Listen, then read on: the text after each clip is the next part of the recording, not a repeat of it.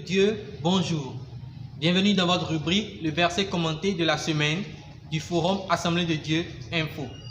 Cette semaine, nous allons commenter Ésaïe 43, 18 à 19. Je lis la parole de Dieu. Ne pensez plus aux événements passés et ne considérez plus ce qui est ancien. Voici, je vais faire une chose nouvelle sur le point d'arriver. Ne la connaîtrez-vous pas? Je mettrai un chemin dans le désert et des fleuves dans la solitude. Je mettrai un chemin dans le désert et des fleuves dans la solitude. Bien-aimé, tu as eu un passé mauvais. Tu as eu un passé terrible. Et ton entourage te critique à cause de ton passé. Certains de tes proches ne savent même pas que tu as déjà reçu Christ. Pour d'autres, tu n'as même pas encore rétabli ta relation avec Jésus. Laisse-moi te dire que seul Jésus a le dernier mot sur ta vie. Les gens te critiquent et te donnent des noms à cause de ton passé, à cause de ce que tu as vécu dans le passé, à cause de tes erreurs du passé.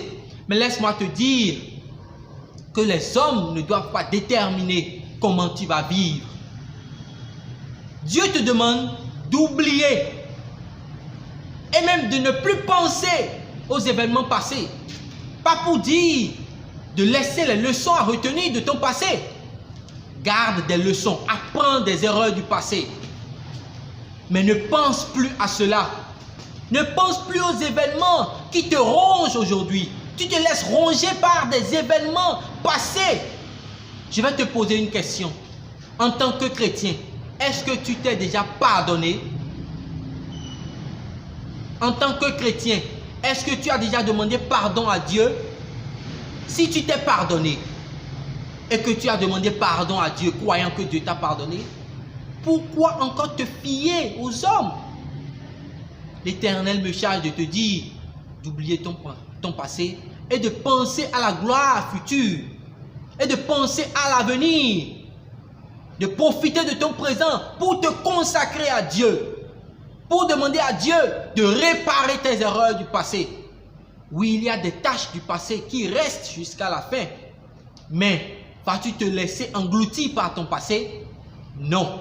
L'Éternel me charge de te dire d'oublier les erreurs du passé, de garder les leçons du passé, mais te concentrer sur le futur parce qu'une gloire t'attend dans le futur. Pour cette semaine, je te laisse avec cette pensée. Bien-aimé, apprends de ton passé et profite de ton présent pour préparer ton futur avec Jésus-Christ. Prions. Éternel grand Dieu, nous te remercions, nous te bénissons pour cette parole. Nous te prions à ce que, Seigneur, tu nous aides à ne pas nous fier aux hommes, mais à nous concentrer sur toi pour avoir un futur meilleur. Pour ne pas nous laisser ronger par les événements passés ou par les erreurs passées. Merci Seigneur, parce que tu nous fortifies et tu nous équipes pour un avenir meilleur. Dans le nom de Jésus, nous avons prié. Amen. Shalom.